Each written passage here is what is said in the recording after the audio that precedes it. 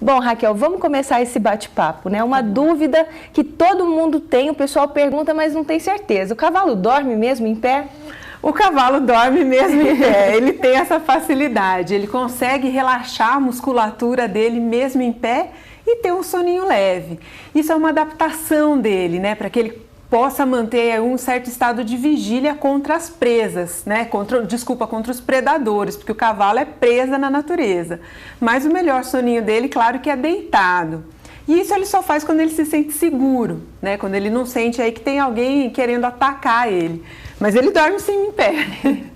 Ô Raquel, outra coisa que eu acho interessante também, que a gente vai falar aqui hoje, é em relação aos cuidados com o cavalo, em relação à pata, né? Tem uma dúvida muito frequente que, por exemplo, todo cavalo que se machuca tem que ser sacrificado?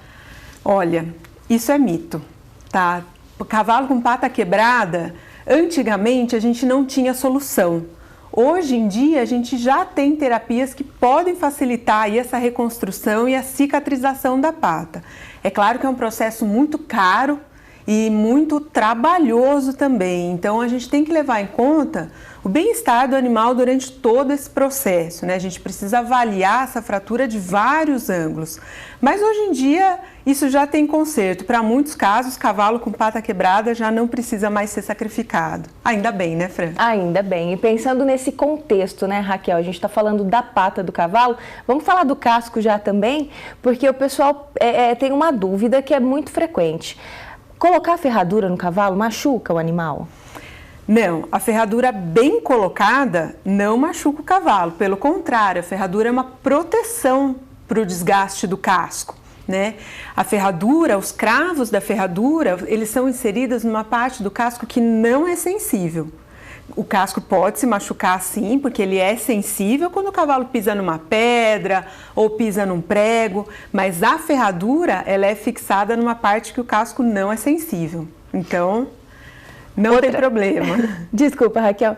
Outra que o pessoal tem dúvida também, eu acho interessante, né? Porque a gente sempre fala assim, não pode estar quente, o corpo quente, depois vai tomar água gelada, toma uma água misturada. E o cavalo? O cavalo pratica muito exercício. Como que é isso? A gente pode deixar o animal tomar uma água gelada? Essa é uma pergunta bem frequente, tem muita gente que afirma assim, que cavalo quente não pode beber água gelada. Mas a gente já sabe que isso não é verdade. Talvez essa crença tenha vindo que cavalo que chegava muito suado, muito quente, quando bebia água gelada, depois mostrava sinais de laminite ou cólica. Mas, na verdade, isso está associado a um cavalo que fez um exercício muito excessivo e não a água gelada. Hoje em dia, a gente já sabe que o cavalo deve beber água depois do exercício para se reidratar. E se ele manifestar algum sinal de cólica ou até mesmo laminite, é porque o esforço foi demais e não é culpa da água que está aí só para hidratar o animal.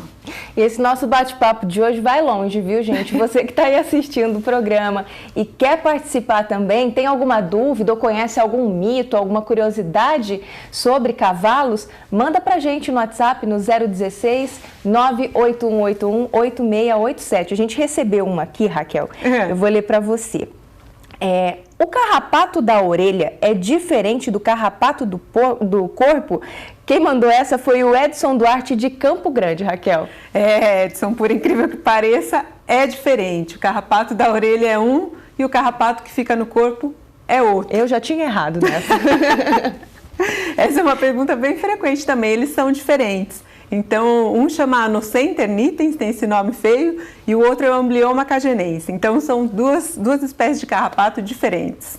Ô Raquel, uma coisa que eu acho interessante, eu já pude acompanhar você, né, trabalhando, a gente fazendo alguns vídeos, e eu observo que volta e meia você está olhando os dentes do cavalo e faz um comentário sobre a idade dele. Essa relação existe? Existe.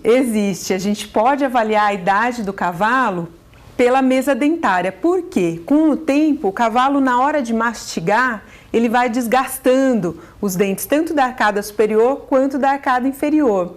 E algumas alterações são bem características de determinadas idades. Então, a gente pode sim avaliar a idade pelos dentes do cavalo. Muito bom, Raquel. E olha, eu estava lendo esses dias que o Brasil é o terceiro maior produtor de carne de cavalo do mundo. Isso existe? As pessoas comem a carne do pobre do cavalo? Comem, e no Japão até isso é muito comum. né? Existe o sushi e sashimi de carne de cavalo. Talvez até porque lá as atividades pesqueiras começaram a ficar mais restritas, principalmente em relação ao atum, que hoje em dia está mais difícil de encontrar. Então eles começaram a procurar outro tipo de carne. E por incrível que pareça, a carne de cavalo, eu nunca experimentei. Você já experimentou? Não. Eu também não, e não pretendo não experimentar. Mas dizem que a carne de cavalo ela é muito macia e rica em nutrientes. Então as pessoas aceitaram muito bem, né, a carne de cavalo. Eu nunca experimentei e não tenho vontade. Mas na Europa também é muito comum embutido. Então, a mortadela, salame com carne de cavalo, tem uma aceitação muito boa. Existem alguns animais, né, que a gente tem um certo receio, assim, né? Porque a gente acaba trazendo eles para o nosso convívio e acaba virando um animal de estimação, começa a ter aquela relação de amizade, de carinho, então fica difícil imaginar comendo um cavalo, né? Fica difícil, parece estranho, mas fica difícil mesmo exatamente por essa relação que você comentou. Mas existe, né? Existe e é muito bem aceita pelo mercado. Inclusive os cortes, Raquel, a gente também tem cortes igual a gente tem nos bovinos, por exemplo? Tem cortes que são mais apreciados, cortes que são menos apreciados, tem cortes até que valem mais do que muito peixe no Japão. Pensando em conformação do cavalo, eu acho que não tem uma picanha, então, né? Não. Bom, a gente recebeu outra aqui, Raquel, que é do Cristiano Machado, de Tietê, interior de São Paulo. Ele quer saber o seguinte: é verdade que o cavalo não precisa de sal mineral? Não, esse aí é mito. Cavalo precisa de sal mineral, assim como o bovino. Só que o sal mineral de cavalo é específico para cavalo, específico para as necessidades dele, e que é diferente do sal do bovino, que aí é específico para as necessidades do bovino. Ele precisa, e o sal mineral deve ser à vontade. Ele deve, a hora que ele sentir vontade, ele vai lá, lambe e supre as necessidades dele de mineral. Respondido aí para você então, Cristiano, obrigada pela sua participação, viu? E você aí de casa também pode participar. Vou lembrar para você o número do nosso WhatsApp, é o 16 98181 8687. Vamos para a próxima, Raquel. A gente tem uma aqui que é curiosa mesmo, assim, o garanhão é um animal malvado? Tem muita gente que acredita, Fran, que o garanhão seja um animal malvado. Mas a gente sabe que o temperamento do animal ele vai muito da doma e até mesmo alguns fatores genéticos. Então, o garanhão não é um animal malvado, depende da doma que você faz nesse animal. É claro que um garanhão ele pode ter um comportamento mais agressivo frente a outros garanhões, mas não que ele seja malvado, maldoso ou vá atacar alguma pessoa. A gente tem aí belos exemplos de garanhões que se dão muito bem no esporte, tanto no hipismo quanto em corrida. Então, não, o garanhão não é um animal malvado, ele só precisa ser bem manejado. Mas fora isso, nada de maldade no garanhão. E a gente assimila muito cavalo com a questão da velocidade, né? A gente tem cavalos atletas aí excelentíssimos e o pessoal fica se perguntando às vezes, o cavalo ele pode atingir, Raquel, a velocidade de um carro, por exemplo? Pode atingir a velocidade de um carro. Os recordes são com o puro-sangue inglês, né, que é o puro-sangue de corrida. O puro-sangue inglês, ele já pode chegar até 70 km por hora. Imagina a emoção do jockey que está em cima, né, até 70 km por hora. Então, pode sim atingir a velocidade de um carro aí naquele galopão espichado dele. Raquel, e a gente falando de velocidade de cavalo, né? O pessoal fica se perguntando se o melhor manejo para o cavalo é deixar o cavalo preso. Se ele gosta de correr, se ele tem esse potencial, é um mito isso? É um mito.